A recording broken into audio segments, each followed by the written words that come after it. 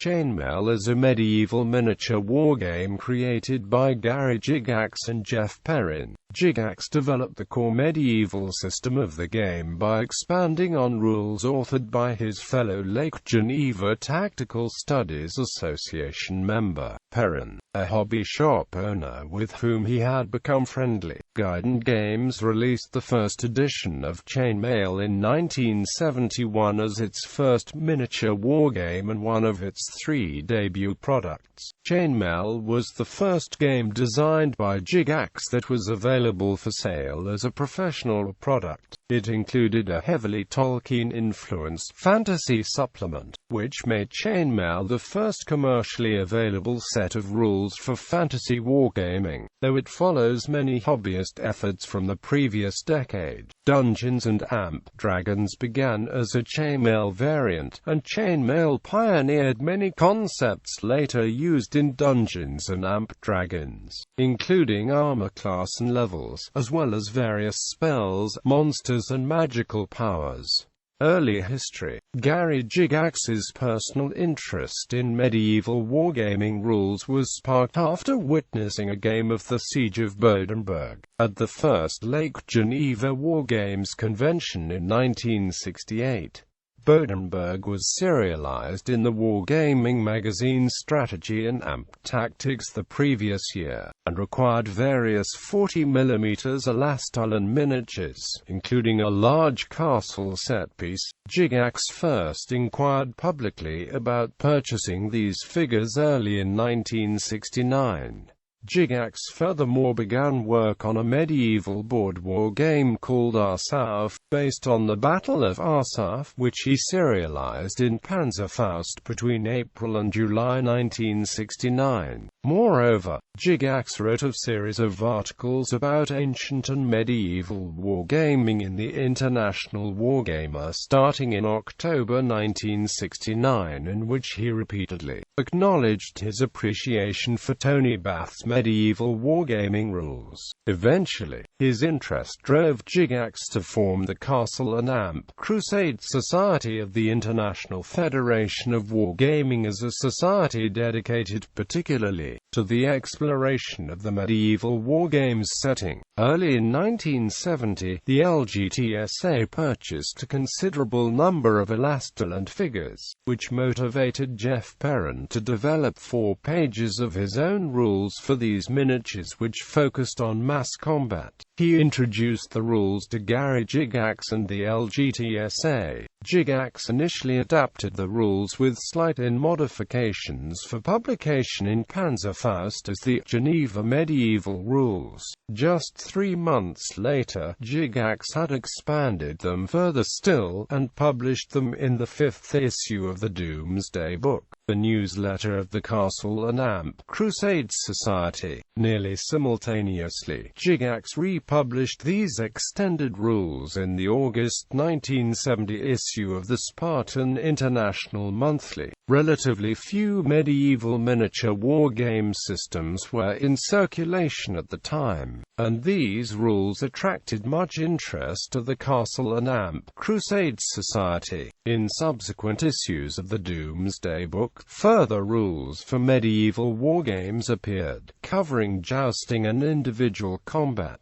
Gygax and Perren's set of medieval miniatures rules from the Doomsday Book brought Gygax to the attention of Guidon Games, who hired him to produce a wargaming with miniatures series of games. Towards the end of 1970, Gygax worked with Don Lowry to develop the first 3 products for the new Guidon Games wargames line. Among the 3 was a pamphlet of medieval rules entitled Chainmail, which adapted much of the medieval rules published in the Doomsday Book. Late in the development process, Gygax would later call it an afterthought. Gygax added to the end of Chainmail 14 pages of a fantasy supplement which detailed the behavior of heroes, wizards, dragons, elves and various other fantastic creatures and people. First edition Chainmail saw print in March 1971. It quickly became Guidon Games' biggest hit, selling 100 copies per month. A second edition would follow in July 1972, with several expansions and revisions to the original game. The January 1972 issue of the International Wargamer initially published the most significant of these changes, including the splitting of the wizard type into 4 distinct levels of spellcasters. The cover art of Chainmail is a swipe of a Jack Coggins illustration from The Fighting Man. The rules. Chainmail effectively comprises 4 distinct wargame systems. A set of mass combat rules, heavily indebted to the medieval systems of Tony Bath and intended for a 20-to-1 figure scale. These developed from the Lake Geneva medieval system originally published in Panzerfaust and in Doomsday Book No. 5. In these rules, each figure represents 20 men. Troops are divided into 6 basic types: light foot, heavy foot, armored foot, light horse, medium horse, and heavy horse.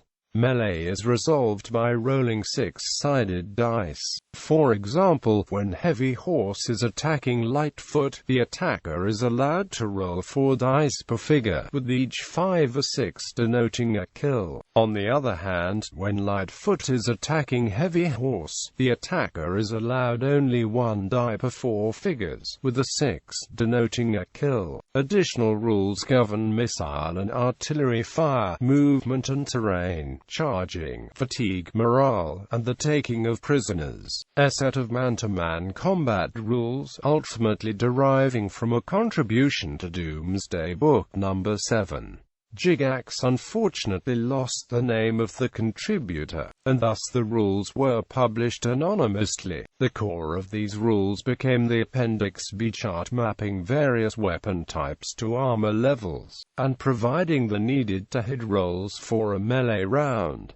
The man-to-man melee uses 2 6-sided dice to determine whether a kill is made. The armor sequence is almost identical to that which would later be used in Dungeons & Dragons. Provisional modifications to the rules published in the January 1972 International Wargamer included a table for missile fire which assigned a numerical value to armor levels, and the first use of the term armor class to refer to that progression.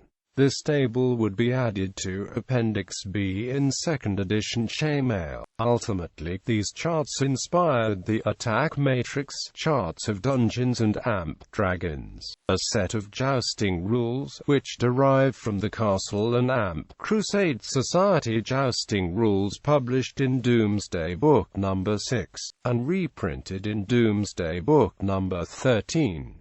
These rules were originally designed for postal play. Members of the CS could participate in jousting tourneys in order to raise the standing in the society.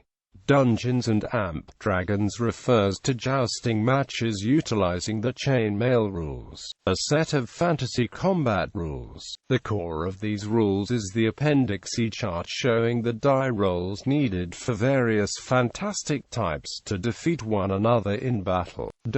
Famously, Chainmail also contains a set of castle siege rules which deals with mines and countermines. It suggests that underground wargames are only possible to conduct on paper. Moreover, they require a third-party judge to supervise mining operations, as players must not know the direction or extent of opposing mines. These rules created a precedent for a referee managing secret information about underground spaces on graph paper that would be followed by Dungeons & Dragons. The Fantasy Supplement. For his afterthought about fantasy in Chainmail, Gygax wanted to capture the sort of swashbuckling action of Robert E. Howard's Conan the Barbarian books in a wargame. The fantasy creatures and spells exploited the contemporary popularity of The Lord of the Rings and helped make Chainmail Guidon's bestseller. Gygax had long been a fan of the fantasy setting. As early as the end of 1968, he had already already expressed interest in fantasy diplomacy variants, and from 1969 to 1970, he serialized in the diplomacy fanzine Thangorodrim, a fictional series describing various colors of dragons, including red, blue, white, green and black dragons with abilities later familiar from Dungeons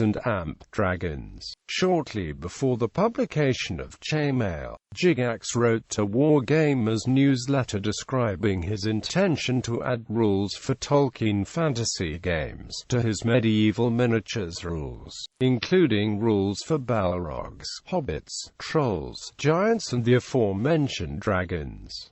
In a 2001 interview, Gygax recalled that, as the members began to get tired of medieval games, and I decided to add fantasy elements to the mix, such as a dragon that had a fire breath weapon, a hero that was worth 4 normal warriors, a wizard who could cast fireballs, the range and hit diameter of a large catapult, and lightning bolts, the range and hit area of a cannon, and so forth. I converted a plastic Stegosaurus into a pretty fair dragon, as there were no models of them around in those days. A 70mm Elastolan Viking figure, with doll's hair glued to its head, and a club made from a kitchen match and auto body putty, and painted in shades of blue for skin color, made a fearsome giant figure. I haunted the dime stores looking for potential additions and eventually found figures to represent ogres, elementals, etc. The players loved the new game, and soon we had 20 or more players showing up for every session. The first edition Chainmail Fantasy Supplement added such concepts as elementals, magic swords, and archetypical spells such as Fireball, Lightning Bolt, and 6 other spells, borrowing a concept from Tony Barr. Some figure types may make saving throws to resist spell effects. A stronger wizard can cancel the spell of a weaker wizard by rolling a 7 or higher with 2 6-sided dice. Creatures were divided between law and chaos,